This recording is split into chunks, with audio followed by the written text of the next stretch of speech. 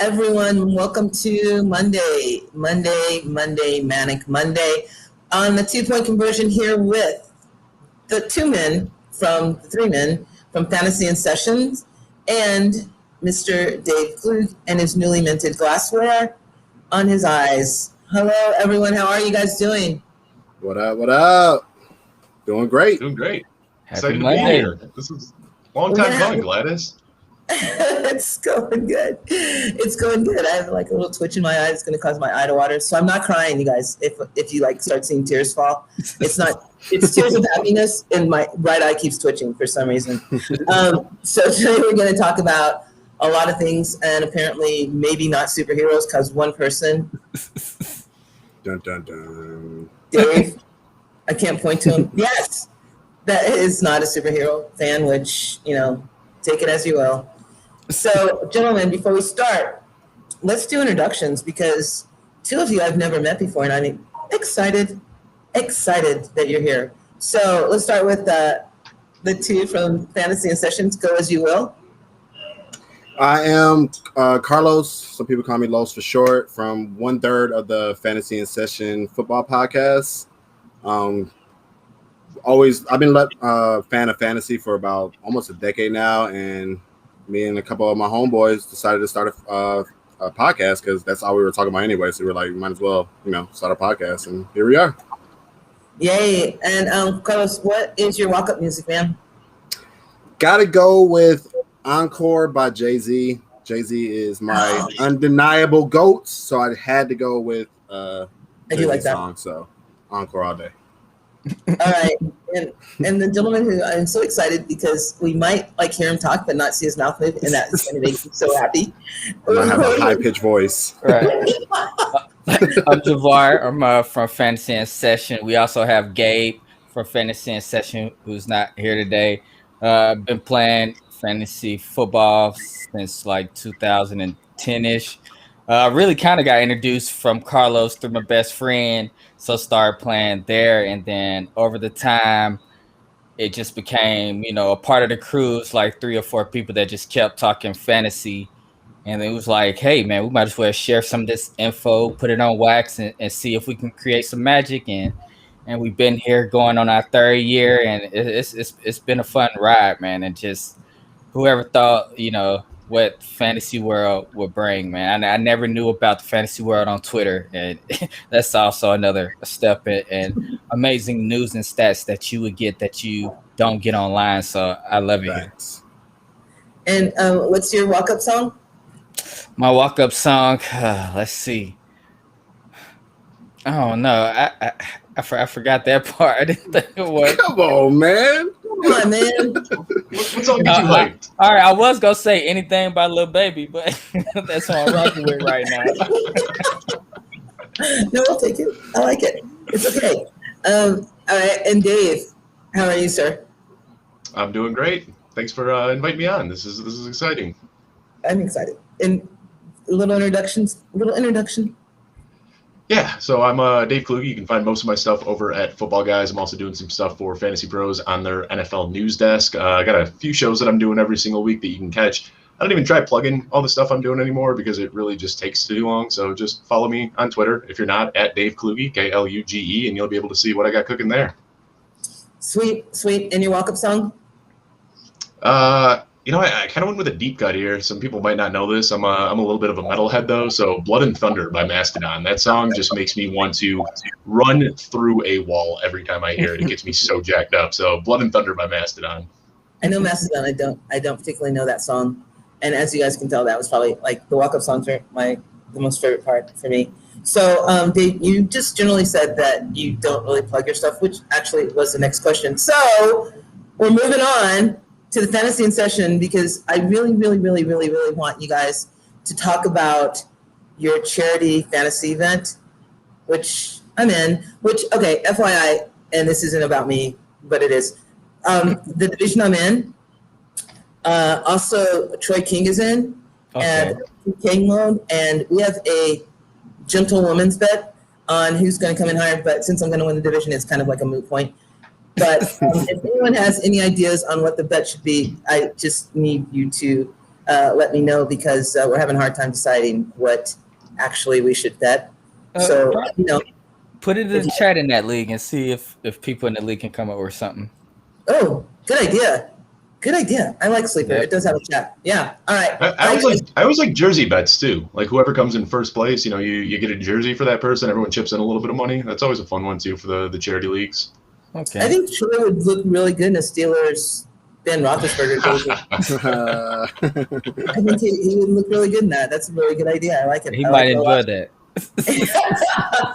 No one enjoys being in a Ben Roethlisberger jersey except Ben Roethlisberger, and I'm not even sure he does. All right, gentlemen, let's talk about your charity league. Let's do this. You do this. I'll listen.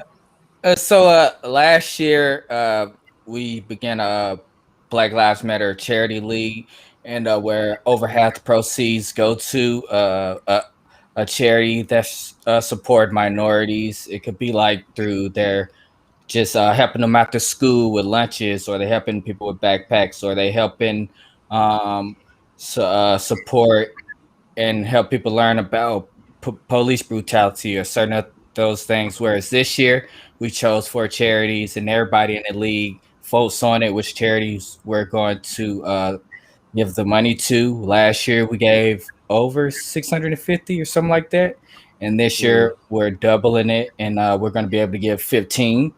And so Nice. it's just for a great cause. We got some names in, and a lot of people enjoy the leagues that they're in. Every time we put a league together, we see some chatter about, oh, I'm in here with yada yada. This is cool. They love it. So it's a lot of networking, and everybody enjoys the cause.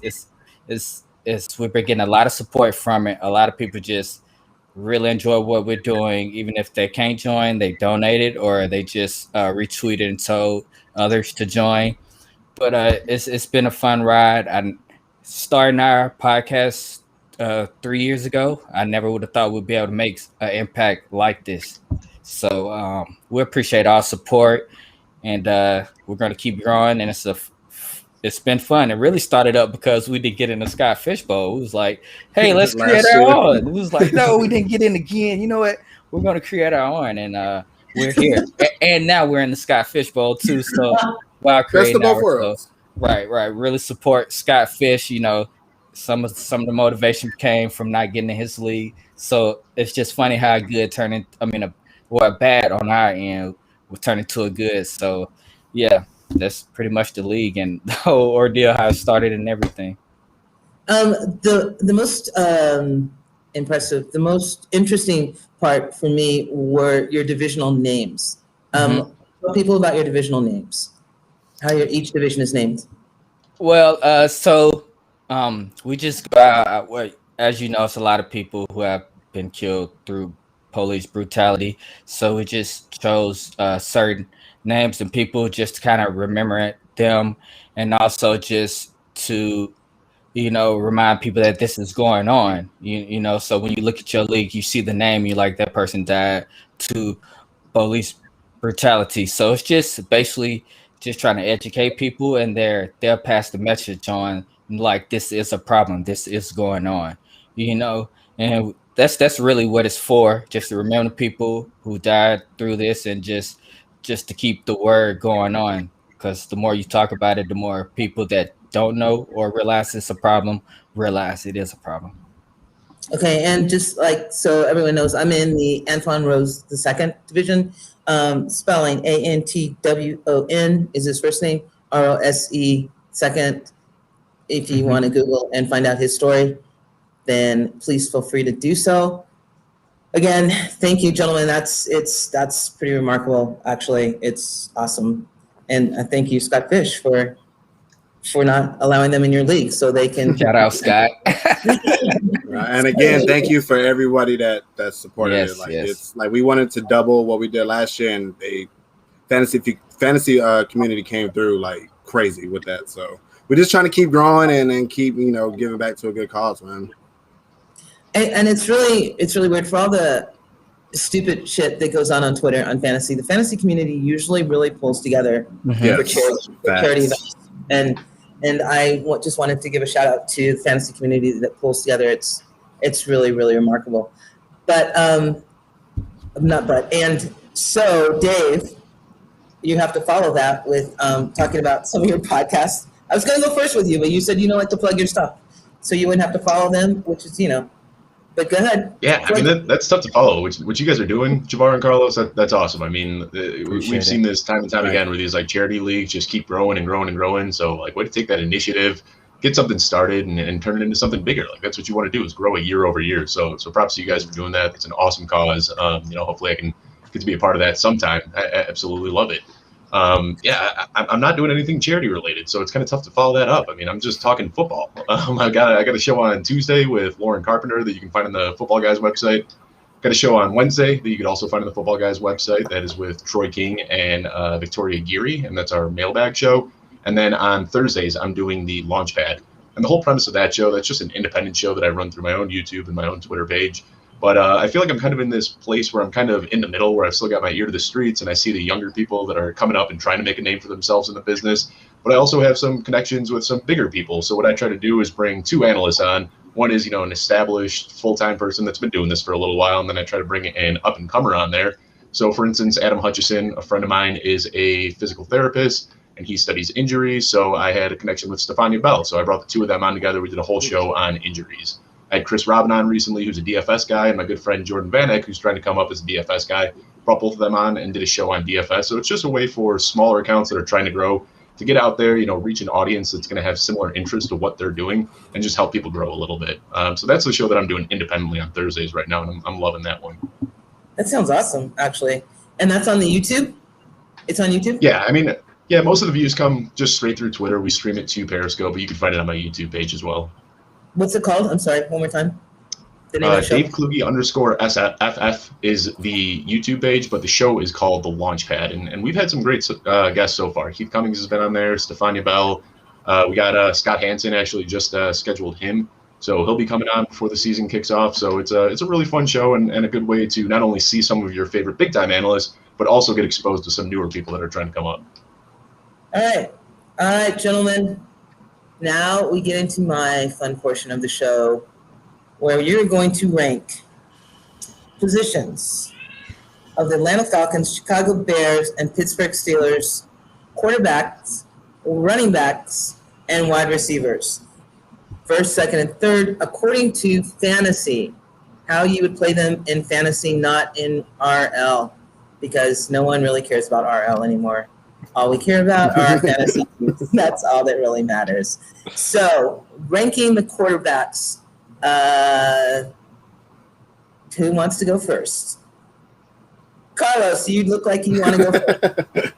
All right, quarterbacks. I would go. It's kind of tough for this first one because I don't know if he's going to start right out the gate. But I'm just going to assume that Matt Nagy does the right thing and starts Justin Fields right out the gate, because he provides something that Andy Dalton and a lot of other quarterbacks can't provide, and that's his rushing upside. It's been the same that they're Konami code quarterbacks, they're cheat code quarterbacks, and it's like Tom Brady last year had one of the most efficient years of like his whole career, and he still was like top 11 in quarterback. So that just goes to prove how important it is to rush. So I think Justin Fields is going to provide that rushing floor. That'll allow him to make mistakes as a rookie. He'll still, be pretty good for you. And then second, I would go Matt Ryan. I am kind of worried about him because he doesn't have a good history with offensive coordinators coming in. He usually struggles that first year, but we have a really bad defense. So, even if he struggles, I think he's going to pass the ball enough to, not hurt you too bad in fantasy. And then I will go with Big Ben last. It's just last year it kind of left a sour taste in my mouth. I don't know if he was still coming off an injury or he just lost a step, because down the stretch last year he did not look like the Big Ben that we all were used to seeing. So so Justin Fields, Matt Ryan, and Big Ben. Dave? So I'm going to go a little bit different than you, even though, you can see right here I got a Bears helmet signed by Jay Cutler, one of my favorite players of all time. But I've been doing the camp reports for Football Guys. So I spent like 10 hours this weekend just reading every article and tweet that came from the Bears camp. And I'm starting to get worried that we're going to see a little bit more of Andy Dalton than we want to this year. The right thing would be to start Justin Fields week 1. And then what I've been saying for a long time is that if they don't start him week 1, I'd expect him to take over by week 4. They got a home game against the Detroit Lions that seemed like a nice cake matchup for him. And the fans, the media, the beat reporters, they're all just enamored with Justin Fields and in love with him. But Matt Nagy won't stop talking about the confidence that he has in Andy Dalton, that he says that he can be a 17-game starter, that he thinks that he can run this offense well. So that's worrying me a little bit. So because of that, I've actually got the Bears at dead last, just because we might see a full season of Andy Dalton. But I agree with the other two. I got Matt Ryan just ahead of Ben Roethlisberger, and then whatever the Bears quarterback situation is right now. As much as I love Justin Fields and think that he'd be able to put up better fantasy numbers than both of those guys, I just don't know how much we're going to see of him this year. Wait, so you have Matt Ryan, whoever starts for the Bears, and then Ben? Matt Ryan, then Ben Roethlisberger, and then whoever starts for the Bears. And the thing, Ben Roethlisberger, he definitely had a down 2020. And I don't know if that was so much him as it was his offensive line. He had the quickest release of any quarterback because he just had to, get the ball and then immediately throw it. So I don't know that they've really beefed up their offensive line all that much, but I think adding another weapon in Najee Harris is not only going to keep the defenses a little bit more honest, but he's also somebody that can catch the ball out of the backfield. So a lot of people are expecting the, pass rate to go down a little bit with Najee Harris there. But this is a team that still averaged over 600 throws per year when they had Le'Veon Bell. So Najee Harris, I don't think that this is going to suddenly be a ground and pound team. I think this team still throws it 600 to 650 times. And when you've got Deontay Johnson, Chase Claypool, Juju Smith-Schuster, and Najee Harris, I don't think that Ben Roethlisberger is the best out of this group of quarterbacks. But when you got those types of weapons, you're going to put up some fantasy numbers. Yeah, it's finally some love for Ben. Go ahead, sir. Before I was just going to agree with Carlos, but we got the report coming live from camp, and I will have Matt Ryan first. Just I know he struggled first year with the OC, but we're also talking about Arthur Smith, the OC, who turned Ryan Tannehill to a top 10 fantasy quarterback. So I'd rather take my chances on getting Matt Ryan there. He's just more safer at the moment. And then with all the news in camp, you can still, I would go Justin Fields second, just with the upside later. And Big Ben, I'm just not trusting Big Ben. I'd rather get the options that are in Pittsburgh rather than the quarterback for me when it comes to the Steelers. And as far as the drafts are going, you can draft Justin Fields early and then get Matt Ryan as your second quarterback, so you can have the best of both worlds right there, and that is an excellent combo going into one quarterback leagues, and some I would try to look into. It might change towards do we get close to the year if any news come out of Bears counts, but yeah, I'm definitely there with getting Matt Ryan first. My favorite move when I've been drafting Justin Fields is you get Justin Fields, in the 4th or 5th round, and then you wait till like the 12th and 13th round and you get Cam Newton because Cam Newton's going to start the season, and then hopefully Justin Fields takes over. So I feel like Cam Newton is kind of like the perfect guy that you can get for really cheap to bridge those first couple weeks if you think that Justin Fields is going to take over. I like that. Yeah, I like that. I'm not going to say that's what I did in the Scott Fish Bowl, but I have both of them in the Scott Fish Bowl. So, yeah. No, it was like purely, trust me, it was purely, there was no strategy behind that. Let's just put it that way. All right, let's do the wide receivers. And, Javar, you go first this time. Well, the wide receivers, I'm going to have to go with the homer pick, Calvin Ridley and Pitts right there. It's going to create a lot of – so I just think Ridley – Pitts is not a wide receiver. Pitts is a wide receiver / tight end. Wait till he starts the year. He's going to be – we just got to put him in there. Like, Kelsey, he's a tight end, but he's still, wide receiver-esque. Okay, so with D1 wide receiver – out of all those teams should come out of the Falcons camp. He should see north of 130 targets, maybe 140, the new Julio of the team. And he has, at the moment, one of the better quarterbacks of the 3 teams that we're talking about. And he's in a prime position to lead the team. So I will start with the Falcons because they should get the number 1 wide receiver if you look for the 1. As a whole, though, you have to go with the Steelers first. But if we're talking D1, I would go with the Falcons. Then 2, you got Allen Robinson there, who's going to be a top 10. Yeah, I like the Bears with Daryl Mooney. He's a sleeper. You can get Daryl Mooney late, and he should outplay his ADP and really help your team grow. So I like Allen Robinson, and he's a steady factor. No matter who the quarterback is, me, you, your auntie, your grandma, whoever the quarterback is, he's been a top 15 wide receiver. He has some better upside with better quarterbacks this year. And then I would go Pittsburgh. They have so many options. We don't know how everything is going to split between all the wide receiver options in Pittsburgh.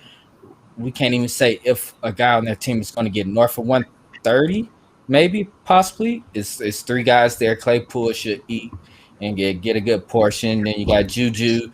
And then, like my guy said, we got Najee who can catch the football. So he could see anywhere from 50 to 60 targets. So it's just hard to figure out how those targets are going to go around and figure out who's the guy in Pittsburgh at the moment. And that's where I would go with the Falcons, Bears, and then the Steelers. And just I can't even believe the blasphemy that you just said, but whatever. Carlos, the Steelers. I have the same order. Calvin Ridley. I think when you talk about the three I would name is Calvin Ridley, Robinson, and Deontay. I feel like they all are going to be the leading target getters for their team. But I only believe that Calvin Ridley has the upside to finish as a number one receiver. He's shown what he could do. He started the year on fire last year, and he was the number one receiver, and for a spurt before Julio came back and everything. But so he, like I said, he's shown that he can be the alpha when Julio's there, and now Julio's not there. So I just think he's going to expand upon what he did last year. Allen Robinson, like Javar said, he's done it pretty much his whole career. He's had Blake Bortles, he's had Nick Foles, Mitch Trubisky, and I'm hoping it's Justin Fields, but even if not, I feel like he'll still be good enough with Andy Dalton. And Deontay Johnson, man, he was a beast last year. A lot of people talk about the drops, man, but when you're getting that many targets, the drops really don't mean that much. Like, I think people overreact to stuff like that, man, and it proved it last year. Like, he had the drops, he got benched. When he came back in the next game, he was still getting flooded with targets. So I think he'll fix that. It'll be an easy fix. So Calvin Ridley, Allen Robinson, Deontay Johnson. Dave, what do you say? Well, first of all, I love that call out that you said that Deontay Johnson, you shouldn't worry about the drops, because really you shouldn't. The man saw over 140 targets last year. Like, hey, of course he's going to drop some of them, but that's not a reason to completely write somebody off. So if we're ranking the number one wide receiver on each team, I'm going to agree with you guys that it's Ridley and then Robinson and then whoever you want to pick for Pittsburgh. But when you asked this question, I was kind of thinking wide receiver cores in general, and that's kind of how I ranked them. And I've got Pittsburgh. I think they have the best wide receiver core in the entire NFL. I mean, that's kind of how I look at it. Everybody gets all excited about Dallas, but give me Deontay Johnson, Chase Claypool, and Juju over what they got going on in Dallas. I love that wide receiver trio there. And then I had the Bears at number 2. And, everybody gets really excited about Allen Robinson. He finished as wide receiver 8 last year, wide receiver 9 the year before, back-to-back seasons with 150-plus targets. So that he's locked in for pretty much a wide receiver 1. But Darnell Mooney has been turning eyes in camp. Everybody says that he's just developing as a route runner, that he's starting to throw some nuance and a little bit of patience into his routes. And I'm expecting that big breakout from him this year. And then that just kind of leaves Atlanta, who, I already said, I think Calvin Ridley is the best receiver out of all of these teams that we're talking about. But, I got to look at what they're designating the players at, and Kyle Pitts is still a tight end. And after Calvin Ridley, it's pretty thin, man. I mean, Russell Gage, I feel like Russell Gage is one of those guys right now that you're drafting, not because he's really good or somebody that you get excited about. It's just I got to throw the ball to somebody there. So as much as I love Calvin Ridley, I got him ranked as my 5th overall receiver this year. He's really the only guy outside of Kyle Pitts that really excites me in that Falcons team. I just got a question about I have absolutely a lot of shares on there on Mooney, so I'm waiting for him to break out and be like, I told y'all. So in camp, you think he's going to be the second guy to lead the team in targets, it seems like? Absolutely, yeah. I can send you some of the reports that I've been reading lately. But, Matt Nagy's exact words 2 days ago were Darnell Mooney has been on fire as a route runner. And he said last year, he was just trying to beat guys off the line every single time with that first step. And now he says that he's adding these kind of veteran traits into his route running world, do some off-speed stuff, do some head fakes. And they said that he's just been uncoverable. He keeps getting wide open. He just keeps scoring big touchdown after big touchdown. He's been connecting with Andy Dalton, and he's been connecting with Justin Fields. So, yeah, wheels up, man. Mooney's going to have a hell of a season. I love it. So, Javar, would you, if you're ranking the wide receiving core as opposed to wide receiver one, are you changing your? Oh yeah, for sure. Yeah, you got to put the Steelers up there. Claypool just brings another dynamic to that offense, to where they didn't have them. So yeah, you got to put the Steelers, and what we're hearing by Darnell Mooney, you got to put the Bears. I've been a Darnell Mooney fan when I seen videos on YouTube where it's just him wide open in the football in Paris or something. Horrible. So, that was crazy, man. Right. I've been liking him since then. And like you said, Russell Gage, he's a guy that, make the play, but ask him to do something afterwards. So that, that's kind of hard. So he's not going to bring much to fantasy. So yeah, I agree. And if you're throwing Pitts in as a wide receiver, that completely changes it. And like realistically, you said it. Pitts is probably going to see 130, 140 targets this year. He's a great pass catcher, but we got to go with what we see on the depth chart. Exactly. Yeah. Okay. Running backs, Carlos. All right, so I'm going to go with the new shiny toy number one in Najee Harris. He just fits that Steelers, like that culture of the Steelers, having that workhorse mentality that Tomlin likes to run. And like Dave said, like he's great catching the ball out of the backfield. I feel like that's another reason why Big Ben struggled last year, is not only because their offensive line was so bad and he had to get rid of the ball. Like they didn't have no running game. Like they were like that game with the Bengals. Like they didn't even try to run. Like that's how bad it had gotten to that point. So with Najee Harris coming in, he might struggle efficiency-wise, but with him getting the volume, because there's nobody else behind him that I think will threaten to take touches away from him, and being a more than capable pass catcher, I think you have to put him number one. David Montgomery, it was close between those two, but I would put him number two just because I don't think Damian Williams is just going to be a bench warmer. I don't think he'll be fantasy relevant, but I think it's a possibility that he could do just enough to where David Montgomery owners are kind of like annoyed with it. And we don't know what Tariq Cohen is going to be like when he is back fully healthy. And then I would go with Mike Davis, another guy that's going to see a lot of the touches. Nobody really behind him that could challenge him. But we seen last year that he started off really hot, but then he kind of faded towards the end of the year. Like I don't think he can get that type of workload that Christian McCaffrey and stuff was getting. So that's who I would be worried about the most out of these three. Oh yeah. Me. Well, yes. It's hard because of course I'm gonna go Najee Harris, but then I was on another pod where I chose like Najee Harris. Who was the court? It was David Montgomery. I chose Najee Harris over David Montgomery, but then when I think about it, like at Najee Harris ADP, I'm probably gonna take Devontae Adams or somebody, and then just get David Montgomery. Once I thought about it that way, so of course, just it's pure talent. I agree with Carlos, but at the ADP, I will probably go Montgomery, Davis, and then Najee Harris. I got to get Devontae Adams, right? Especially in redraft. It's not the question, Javar. Just answer who's the best guy. Answer the question. The best guy is Najee Harris. Gladys just wants to hype up Najee Harris. This is what we deal with every time we record. It's crazy. When it comes to David Montgomery and Mike Davis, I'm kind of worried about, David Montgomery had an easy schedule down the stretch. He got fed a lot, the game script just fell into his hands, and I'm kind of worried with the new offense coming in, and these coaches are basically on their last year, possibly if they don't make magic here. So and I just feel like the Falcons last year, Ty Gurley on one leg, he finished an RB2. So why Mike Davis cannot be in this system and get most of the carries and be a safe RB2 himself, which David Montgomery is, and you getting him later than David Montgomery. So I'm gonna go with I'm gonna go the same way. Najee Harris, David Montgomery, and Mike Davis, but I do like Mike Davis at his ADP. I think according to Fantasy Pros, Pittsburgh's running backs have the easiest schedule. So Even better. it's Najee. Yeah, over Devontae Adams even. You don't even know what Aaron Rodgers is going to be doing. Like he says he's coming Oh, we back. know.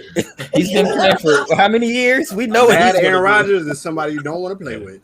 He's gonna come through the NFC North like a hot butter or a hot knife through butter. He's gonna just crush the NFC North again, like he's been doing for his entire career. The year we faded Aaron Rodgers, we seen what happened. Everybody was fading him last year. We seen what happened.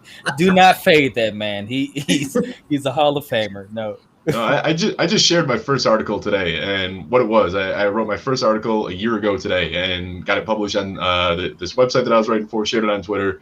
So exactly 365 days ago, and that article was about not fading Aaron Rodgers. I'm a Bears fan, man. I've been seeing this my whole life. Like people always try to doubt Aaron Rodgers, and this man just comes back every single year, somehow looking better and better and better. So yeah, I learned years ago that you don't bet against Aaron Rodgers. You could be up 2 scores with 2.5 minutes left, and Aaron Rodgers is still in the game.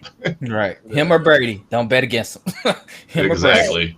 I'm gonna, before you answer the question, Dave, I'm gonna throw this in because you guys, I guess I started talking about Aaron Rodgers. My bad. But anyway, so are you drafting or not drafting Randall Cobb? I'm not too crazy about it personally.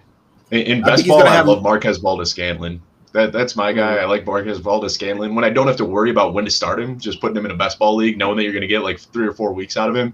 But really, Allen Lazard is the guy that I like. You know, he got off to a hot start last year, and then he had that abdominal surgery. And if you look at his splits from before that surgery and after that surgery, like he was almost a wide receiver 1 to start that season on a very small sample size. But when you look at a guy that's 6'5", and you know he's not the fastest guy in the world, but he's still fast enough that he can get downfield. I love Allen Lazard, and if I had to pick one guy to break out of that, you know, whoever the wide receiver 2 is going to be, Allen Lazard's my guy. Well, I mean, the reason I'm asking is because you guys said Aaron Rodgers, like, as kind of that mentality, I will show you what I'm capable of. And if he's asking for Randall Cobb, don't you think he's going to try to show them why he wanted him back? I think he's going to use him more like to move the sticks. He's that safety valve that he's used to having. And I think Randall Cobb will have more of an impact in real life than for fantasy. I just don't think he has that upside. He had that 1 year that he, was doing real good. But after that, man, it's like it seems like everybody's been chasing the dream with Randall Cobb. So, I'm not really interested in even in best ball. I don't think his upside is there for Randall Cobb, man. He not getting that yak no more. Once you stop getting that yak, don't nobody want you. Sorry, I'm with Carlos. He's gonna have some big catches and like he's gonna have a couple highlights, but I'd be shocked if he sees more than like 70 or 80 targets this year. Dave, what do you rate the running backs? I got the same as both of these gentlemen up top. You know, it's pretty tough to go against that. Najee Harris is just a tier ahead of any of the other guys that we're talking about here. David Montgomery, I've kind of been a David Montgomery hater since he got drafted, but he proved me wrong last year. And from the tape that I've seen, he put on a little bit of weight and a lot of speed this offseason. There was this play where he broke through an arm tackle, got in the secondary, and I didn't think that I was watching David Montgomery. I mean, David Montgomery suddenly has wheels. Like, he's been a plotter for his first 2 years in the NFL, and he said that it was all he was focusing on this offseason was getting faster. And from what I've seen in camp, it looks like he has. And then, Mike Davis, he had a great start to the season last year, but I feel like that Carolina Panthers system is just built for a running back. Like, you could put just about any running back on Carolina and they'd be able to put up solid numbers because I'm back there. But I just don't think that he's got too much left in the tank. And the other thing is I really like the backups too. Quadre Olesen, Javian Hawkins, even Donta Foreman, who just got signed by the Falcons. Those are all pretty solid running backs. Now, I'm not saying that they're great, but they're good enough that I think they're going to cut into Mike Davis's workload just a little bit. So we're in agreement then, Najee Harris? Because that's really all I heard. Oh, that's all you wanted to hear. That's all I Yeah. wanted to hear. A Najee Harris segment. And it was a good segment. I liked it a lot. Gentlemen, I know, Dave, you're going to the Fantasy Expo. Gentlemen, are you going? Carlos? We were, but some circumstances arose. Somebody in our clique tore their Achilles, and he's not going to be able to travel now. And Yeah. it's Javar. He got crossed up. I'm actually in the bed now, propped up. No. and me and Gabe could have went, but I just felt like it wouldn't have been the same without all three of us being there. So next year for sure, man, we're gonna be there. Yeah. You play basketball, you said? Yeah, I was just playing defense with the young guys. Just I go to I go to University of Alabama, so I went to the rec center, just playing defense. Just had my hands out side to side, and all our just hopping just to get better position because he was coming up the court, and then all I felt was a pop. Turned around, I was like, I made it look like why y'all hit me, and everybody looking at me like play defense, man. We're not even near you, bro. Right. And so I'm not seeing nobody was near me. I was like, this is not good. I literally just walked off the court. And then I knew it because they talk about it, when Kobe popped his, they was like, yeah, it's just a pop. And so I was like, is this my damn Achilles? This I'm gonna go out. So yeah, I'm a recovery man. Yeah. Oh, I'm sorry. I heard it hurts a lot too. I heard Achilles injuries. When it happened, it didn't really hurt. Afterwards, it didn't really hurt. Now after the surgery, yeah, when they did the surgery, that thing was biting. I'll tell you that it was. But now it's just I can't really like get in unless I'm on the couch or in the bed. I'm really not comfortable, or my leg is hurting. So I don't want a chance. I got a medical scooter, but that still hurt a little bit. And every time I get on there, my daughter's like, "Yay!" She get on, she getting a ride to some weed. So it's been a whole party over here, man. Yeah. He said his daughter be being bad and he can't do nothing about it now. Right, He like, can't give me chase that. her around. Like she was having a good old time over there, boy. Yeah. So we'll go to, instead of who you would want to meet at the expo. Oh yeah, who would be your ideal Twitter follow? Who would you just like lose it if they followed you on Twitter?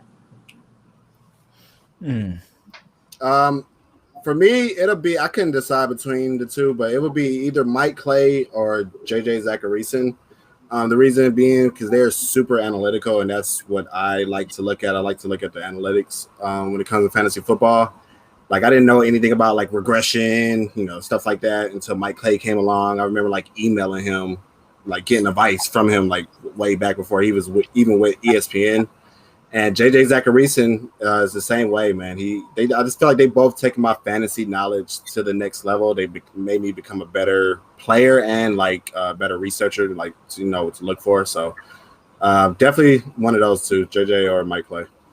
Nice. Okay. Well, I'm on Twitter, but I'm not really big on Twitter. So like I said before, what I really enjoy most is just getting some of those stats from the people their names are not as big, because I just feel like from there I found somebody that everybody's not following, so I'm getting some stats or some info that everybody's not following that I can go get a player before somebody. So I know one of those guys. I'm going to pronounce. I know his last. It's Daniels or something like that. I forget his first name. I started following him, and a lot of people follow him too. But he dropped a lot of stats. I will give his whole name in a second. But other than that, it's just the smaller analysts who are grinding out, doing their work while working a 9 to 5, and they just come up with some good stats that I may have overlooked or didn't realize happened in a player. I really enjoy those type of people. And Dave, hey D-League, hey Kyle. I said hi Kyle too. I'm sorry. I don't really care too much about like who follows me that much, but if there was one guy that I'd probably geek out a little bit, it was Bill Simmons. Bill Simmons is a guy who isn't as active as he used to be, but I really love the way that he used to write. I used to go to Grantland.com every single day, which that website doesn't even exist anymore. It got bought out by ESPN and then they shut it down after that.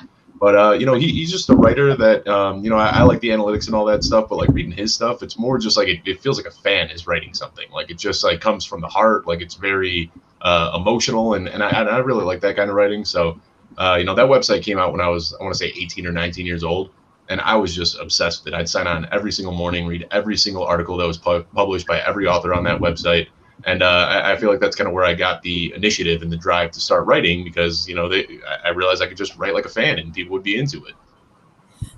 Didn't Bill Simmons start the 4 for 4 on ESPN? Wasn't that his thing? Did he? Yeah, I believe that used to be like before ESPN kind of bought him out and stuff. It was he started the document of athletes. Yeah, I like Bill Simmons. I like your answer. Did you figure out the guy's name or no? He forgot. Yeah, that quick. It's okay. Anyway, in case you guys didn't hear, I was suffering from an Achilles injury, so I'm hoping that he has really good meds because Ryan McDowell, he has a check now. You had to say that, bro. He's not even small. Ryan McDowell. Oh yeah, Ryan.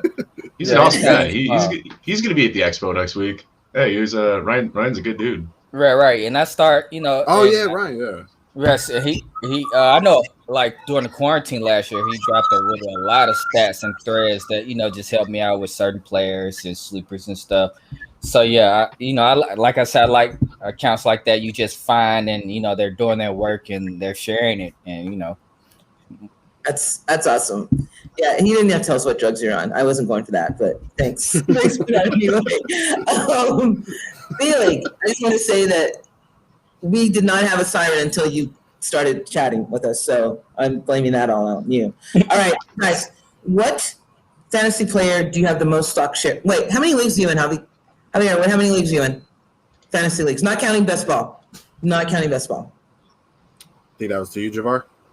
I'm in like 7, and not counting. And then I have like 3 leagues we run with the podcast that we all call home, and so 7 myself, and then 10 total.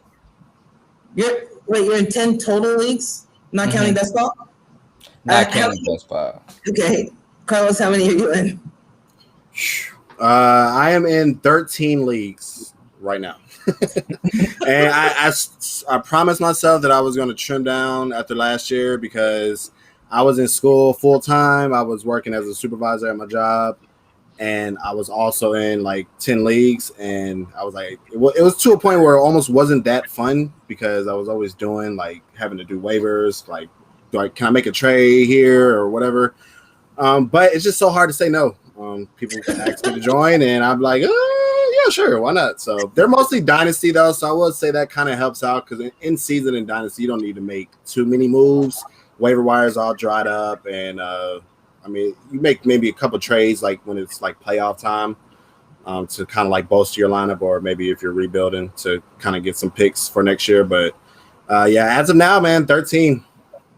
What are you studying? I study sports management.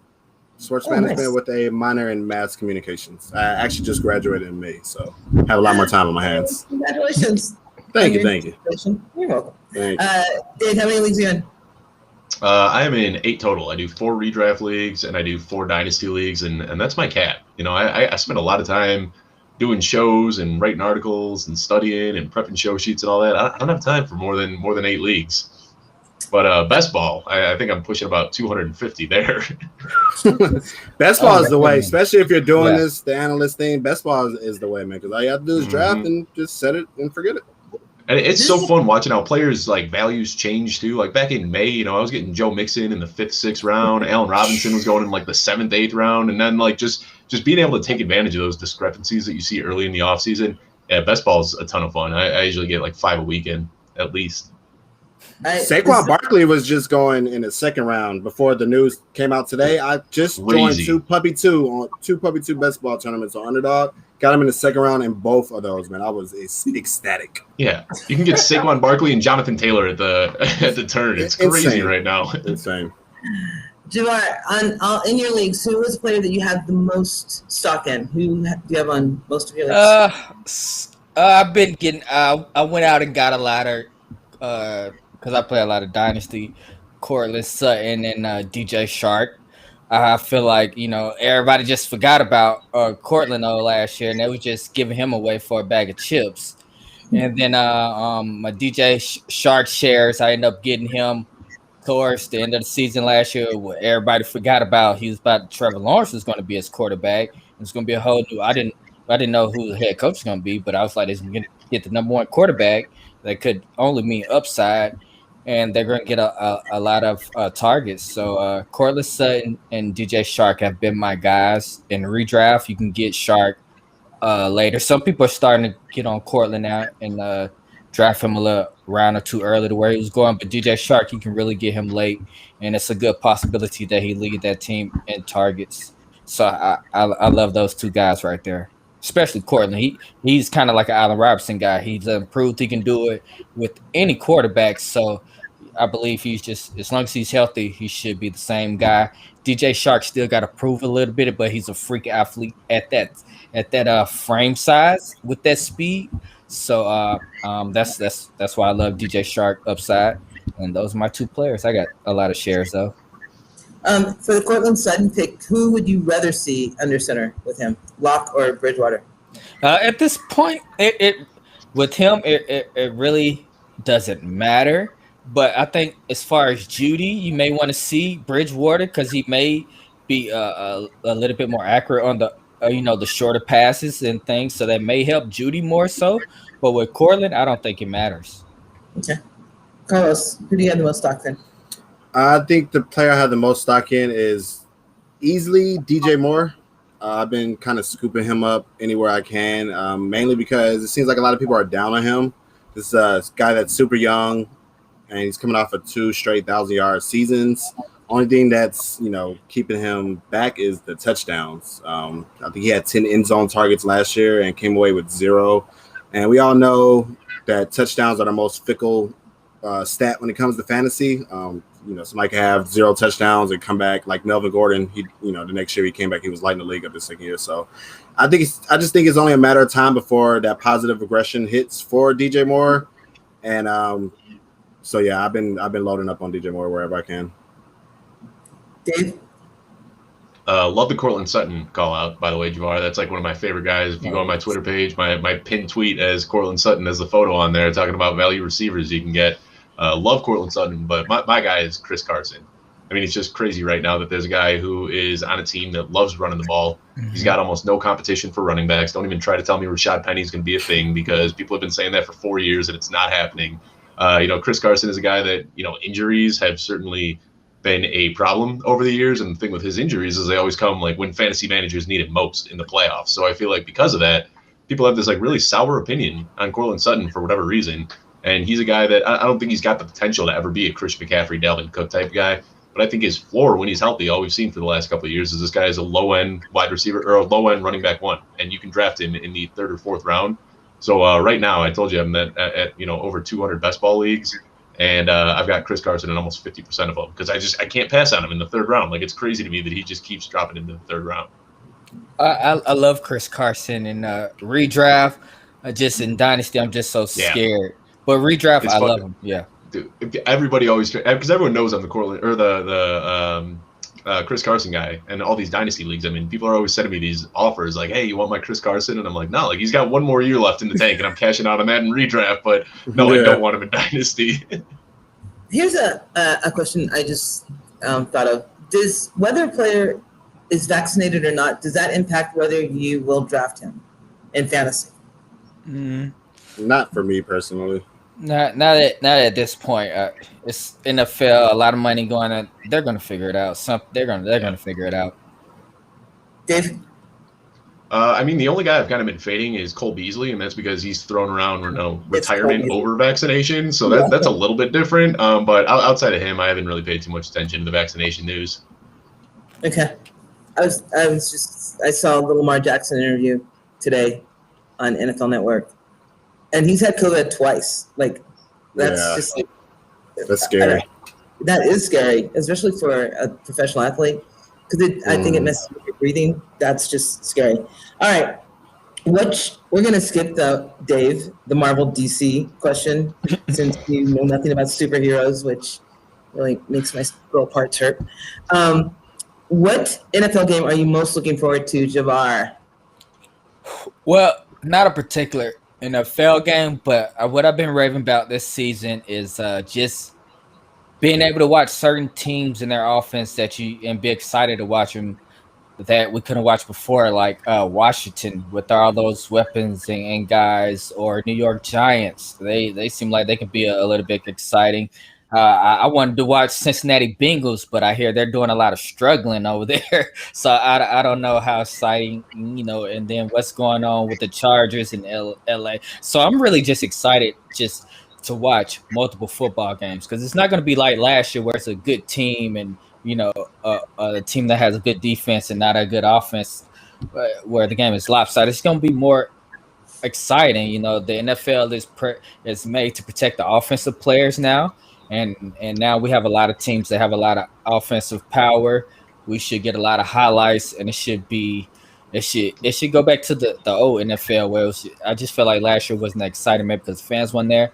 So I'm more so just excited to see these teams, Washington, New York Giants, and Cincinnati play there. They're all on the come up and have young guys and talent. So that's who I want to see play. Nice. Close.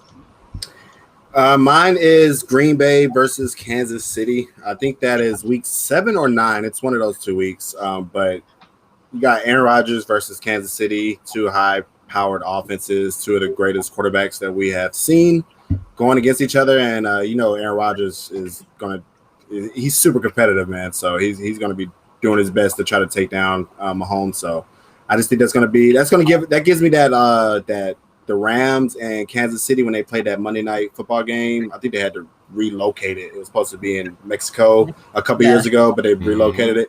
That gives me that type of vibes that it's just going to be like a crazy shootout, man. So that's the one I'm looking forward to the most. Dave?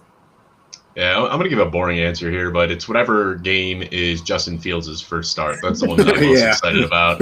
As a Bears fan, oh my God, my entire life. I mean, the best quarterback play we've probably ever seen was Jay Cutler. I mean, maybe Rex Grossman. Like, I've been on this planet for over 30 years, and I haven't seen a good quarterback. I mean, it's been that bad. I mean, it's been terrible quarterback play. I mean, this team has never had a quarterback that's passed for 30 touchdowns. They've never had a quarterback that's passed for 4,000 yards. This team's been around for over 100 years, and they can't even hit those benchmarks, which are just like the standard for a decent quarterback nowadays, and they've never done it once. So, whenever Justin Fields – and I told you I've been diving deep into these camp reports, and it's like anytime they swap out Andy Dalton for Justin Fields, the crowd explodes. Like, everyone starts running with a little bit of extra juice. Like, that's what this team needs. So whenever he takes the field, that's what I'm most excited for. Yeah, man. I think he's going to be on a super short leash, Andy Dalton, man, because I'm pretty sure you're going to have players chirping that they want Justin Fields, and of course the fans are ready to see Justin Fields. They don't even want the fans in the media. They're ready for him, man. It's Chicago. I still can't believe anyone's going to screw it up. Yeah, right. I still can't believe that Carolina and Denver passed on Justin Fields, man. Sam Darnold and Teddy Bridgewater, like, that's the reason why you passed on Justin Fields. Well, you got to remember, right before the these draft, are millionaires. It was that Aaron Rodgers deal that came out right before the draft. So I think that's why Denver. I don't know why Carolina passed. That makes no sense to me. Yeah. But Denver was like 100% certain. I live in Colorado, and everybody here thought that Aaron Rodgers was a done deal. Like, everybody was just like, well, we got Aaron Rodgers. Like, people were celebrating, and we see how that worked out. Wouldn't it have been better to get Aaron Rodgers? Like, if you really want Aaron Rodgers, why not get Justin Fields? I feel like they would probably make that trade if they can get Justin Fields for Aaron Rodgers. You know what I'm saying? Like, because Denver has they're a quarterback away. I feel like most people think they're a quarterback away from really competing for a Super Bowl. Like, that would have been the best player for. I don't know who's running them, but he made a mistake. And it doesn't John Elway still kind of make the decisions? Oh yeah, you're right. Yeah. No, just because he was a good player don't mean he's a good GM, man. Shout out Michael Jordan. Exactly. Right. I want to know, did you guys watch the Hall of Fame? Did you watch the Hall of Fame, the speeches? Oh, no. I didn't. What the fuck? I heard bits and pieces. Dude, there were like 4 Steelers in it. Like, both nights. Come on. Why would you miss that? Sorry. 4 Steelers in it. All right. Anyway, moving a little bit away from football. Do you guys watch movies, right? Love movies. Jabbar, what do you do? How long have you been bedridden now? How long I've been? You said Barris? Yeah. It happened 2 weeks ago. So I got the surgery Thursday, and then I broke my Achilles or ruptured my Achilles 2 weeks ago. So yeah. So, have you been watching movies? What do you do? What are you doing? Like looking up stats on. I've been, doing some fancy football. Make sure I got more time. Make sure my teams are straight. Analyzing what I need to do, what type of trades I need to make, just in case somebody want to make a trade or trade come up.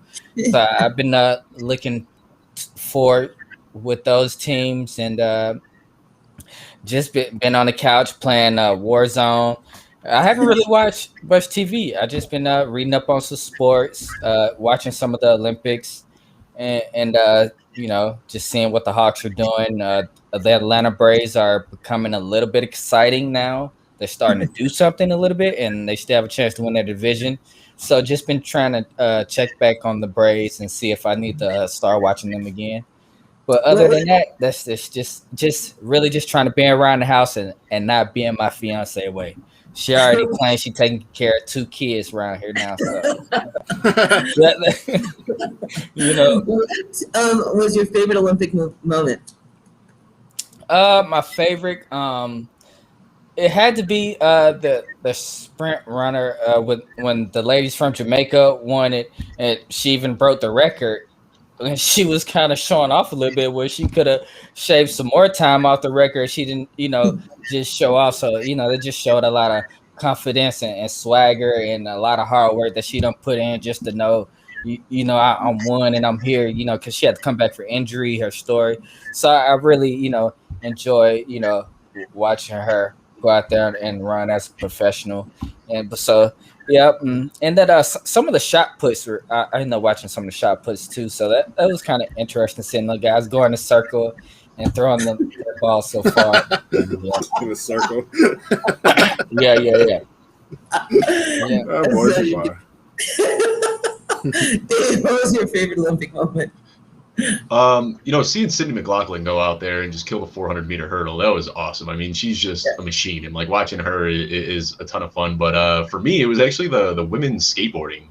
Japanese team came out and swept it. They won gold, silver, and bronze, and that was really cool to watch. So that was it for me. My wife and I were watching it, and like, first of all, they're like 12, 13, 14 years old, flipping around in the air, doing all sorts of crazy stuff. But to see them in Japan and sweep the entire podium, I thought that was really cool. They are children. They are so young. Carlos, what's your favorite? Yeah, and talented. It was definitely when the men's basketball team won gold. Heard a lot of haters coming out saying that they wasn't ready. They not what they used to be, but they still took care of business and took home that gold medal. So I feel like we had to do that because we have no excuse in basketball. I feel like we have to win gold. So I'm glad they was able to do that. Carlos that was a great game. The Canadians women's soccer winning gold. That went into extra shootout. It was a really good game. Did the men's go in overtime as well, or something like that, or it was close to when they won gold or something? I thought they were soccer. Yeah, the men. I'm not sure. Not the U.S. men, but who was it? It was Brazil and Spain, I think. Okay. Yeah, it went into overtime too. Men's soccer, they fall down too much. I can't watch it. They do. They're always It's crazy. Yeah, they flop all the time. It's ridiculous. Women's soccer, they don't. You can't be a fan of football you can't watch football as your main sport and then enjoy watching soccer because it's just completely different types of sports. Yeah, definitely. I watched a lot of baseball, so I have the patience to wait for a big play. I guess I have the patience to wait for a big play. Yeah, I don't watch any baseball, so I have no patience to wait for a big play. Just kick it and get it over with. And I read a stat today that if Houston was its own country, they would have came in third in the U.S. in the medal count. That so many of the USA medals winners are from Houston, Texas, for some reason. Wow. Yeah, it was really weird. All right, top 3 Ben Affleck movies. Dave. This is a tough one. That is, man. You Ben Affleck. It's definitely not Superman versus Batman for him. No, for me, my favorite one is Dogma. That's one. It's an older movie. It was but that's definitely my favorite one. It's him and Matt Damon. More of a comedy. like that one a lot. And then Good Will Hunting was, that's probably the chalky answer, but that's a great one. And then number 3 is Chasing Amy. So I went kind of old school with all of mine. I don't really watch a lot of newer movies. I'm still kind of stuck in the 90s, I guess. But Chasing Amy is another really good one. So those were my 3. I guess Argo was kind of on the fringe too. That was one of the newer ones that I've seen that was really good. Saw that in theaters and enjoyed it. But Dogma, Good Will Hunting, and Chasing Amy. Isn't Dogma and Chasing Amy both Kevin Smith movies too? They are, yeah. He directed both of them. Yep. So, am I to surmise that you're more of a Kevin Smith fan than you are a Ben Affleck fan? Probably, yeah. I'm not 100% sure on Dogma. I know Ben Affleck and Matt Damon wrote it, but I'm not sure who directed it. I'll look that up while they're answering their questions, but I think you might be right. Okay, Javar, your top 3 Ben Affleck movies. My favorite would have to be Gone Girl. And I don't even know if that was because Ben Affleck in the movie. It's more the woman herself. She did a great job and just the mysterious of that movie. So my first would be Gone Girl. Didn't really enjoy Ben Affleck as Batman myself. So yeah, I'm just stop there. That's about the other movie. So Gone Girl and then nothing else. That's it. I looked it up. Kevin Smith did direct Dogma too. What? What did you say? Kevin Smith did direct Dogma, by the way. Yeah. So he did direct both of those. I like Dogma. It was a great movie. But so Gone Girl and nothing else. Nothing else. Another Ben Affleck movie is in your top 100 movies that you would watch. Come on. Not really a being guy. The only one that really came to mind. Argo was cool, but it just I don't know. I thought it was going to be some more action in there or something. I think I went into the movie thinking I was going to see something that I didn't see with Argo, and I can't really remember watching any other movies with Ben besides the Batman one, and that's where I met with Ben. Gone Girl was the one. Oh my God. Okay, Carlos, what do you got? So I would probably go Good Will Hunting too. That's a classic, so you got to put that up there. Wasn't he in Smoking Aces? Yeah. You ever seen that? I think so. Yeah. That's got to be up there for me too. I like that one, and Argo will probably be my 3rd one. Wait, what was your first one? I'm sorry. Good Will Hunting. Good Will Hunting, Smoking Aces, and Argo. Yes. I actually totally forgot that he was one of the players in Smoking Aces. That was an interesting movie. Yeah. They made a part 2, but it went all over the place with that one. I just saw the first one. I never saw the second Smoking Aces. The first I didn't even know there was one. Had a body count enough for for 2 or 3 movies, so I was good. Common was in that too, right? Yeah. Mm-hmm. Yeah, that was a really good movie. Damn, I totally forgot about that. No, Kyle, Damn the Pyramid and Jenny from the Block music video does not count as a Ben Affleck movie. What? So Kyle gave us History, which The Town. The Town is a good one. Yeah, The Town. Yeah. Okay. What did you say, Jamar? I was like, I forgot about that one. Yeah. Okay, I like that one. That was okay. A lot of action. Now we have 2 for you. The Town. The Town was really good. I liked it. The Sum of All Fears, no. No. That's Kyle's second one, but no, I can't. I'm not on board with that. I didn't really care for that one. Although Morgan Freeman's in that, so yeah. Jawar, what is your best movie quote line? What's the best line from a movie you've heard, or a tagline? I'm just have to go with an old classic one, Terminator, a la vista, baby. So I'm just go with that one, it's just growing up, said that, a couple times, So yeah, I'm just with that one. What was it again? Don't worry about it. One and done. I'm a Dr. Candy. One and done. Oh my God. Dave, what's your favorite best tagline and best movie line? So one of my favorite movies is Fight Club, and there's a scene in there where he says, "The things you own end up owning you." And I really like that. Everybody thinks Fight Club is just like a bunch of dudes fighting in a basement, but it's really a movie that's all about consumerism and how big of a problem that is in America. And that line always jumps out to me. The things you own end up owning you. I have to mention, I've never seen Fight Club. Oh, you have to watch that. It's so good. It's so good. intense, but I it's already know good. the catch. love it. I already know the catch. So I mean, For real. although seeing Brad Pitt half naked fighting does have the appeal. One would want to watch, but I already know what's happening. I don't know. All right, I Carlos. want to know what do you know? What do you think the catch is that you know? I'd be shocked if you didn't watch that movie and get blown away by the ending. That Ed Norton is Brad Pitt. That they're the same character. They're the same person. Yeah. Still watch it. Yeah, That's all so you know. much You more should in there. still watch it. Yeah, it's incredible. It's one of the best movies ever. The book is awesome too. I read the book before seeing the movie, but they're both Oh, incredible. yeah. Maybe I'll just read the book and picture Brad Pitt in all of it. That's Whatever. that's like the way I would watch the movie. Although Ed Norton, I love Ed Norton. He's a great actor, but still, he's no Brad Pitt naked. Go ahead, Carlos. Sorry. All right, so I'm a huge fan of mob movies. My favorite one is Goodfellas. So my favorite quote from that is when Ray Liotta, when he was a kid, he just got off of a charge or whatever, and they were walking out with him. And he said, you learn 2 valuable lessons, to never rat on your friends and to always keep your mouth shut. So that's my favorite quote. Does he kill someone after he says that? Not right after, but it's definitely some bodies dropping in that movie. I mean, okay. That's a great one. All right, so Kyle agrees with you guys that I need to see Fight Club, even though I know the spoiler. But maybe, I don't know. I still have to watch. I still finished Endgame. I mean, I've seen it before, but I was watching in sequential order, so I still have to see that. All right, now I appreciate all of you, all 3 of you. Javar, this is your chance for your rant. It can be either good or bad. It doesn't have to be necessarily bad. Rants aren't necessarily bad. But you have the floor, the bed, the reclining position to rant on any topic you want. All right. I'm going to rant on the Atlanta Falcons.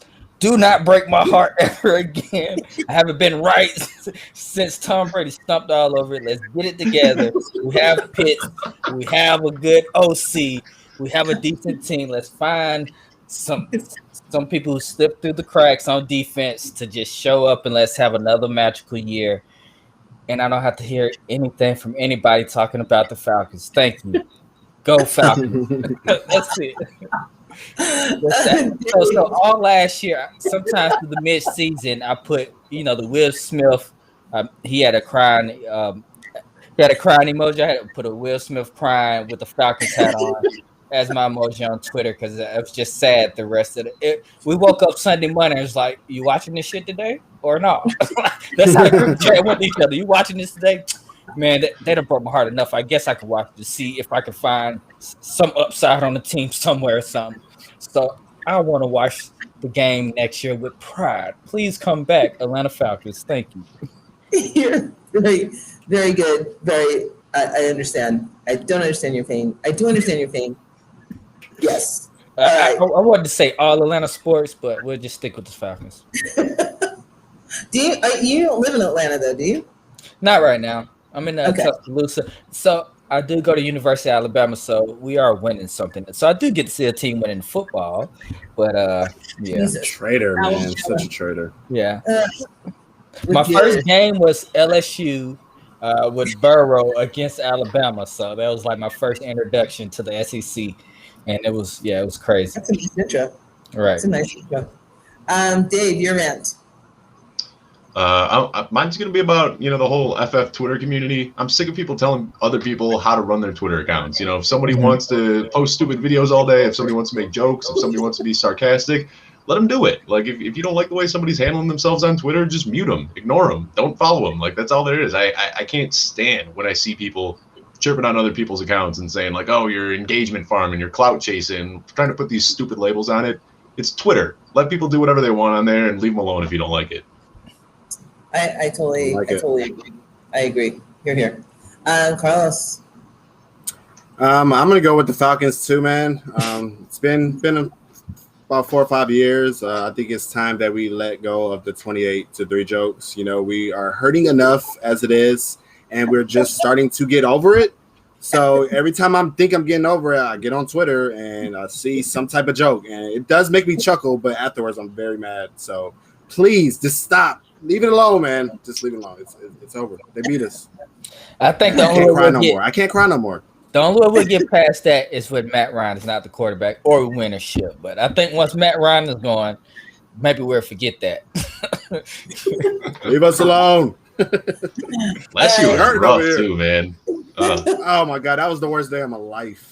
I don't want to talk I felt about like it. I got out of a bad relationship. I felt like it was just so bad, man. I mean, it wasn't quite as bad, but I saw the Bears go to one Super Bowl, and they started that Super Bowl off with Devin Hester running a touchdown back, Yeah, which was I like the remember Bears' that. MO that year. And we thought we were going to do it, and then Peyton Manning just chipped away from the whole game. And like watching that lead disappear, man, I couldn't even imagine if it was 28-3. Like we only had a 2-score lead and lost that, and that was brutal. And then you get Kyle Shanahan coming out saying, "Oh, maybe I should have run the ball." Like, duh! Like, what are you doing, bro? You're in field goal range. Run the ball, bro. We need to run one time, and we get a field goal, we win the game. I was so hurt. Like, even my fiance, she was so hurt. We had a Super Bowl party. As soon as the game ended, people was chuckling like, "I can't believe they lost." She was like, "Well, believe this, everybody out. Ain't no after party. Y'all got to go." She kicked everybody out. I was like, "Oh, she was my girlfriend at the time." I was like, "Oh, she the one." She was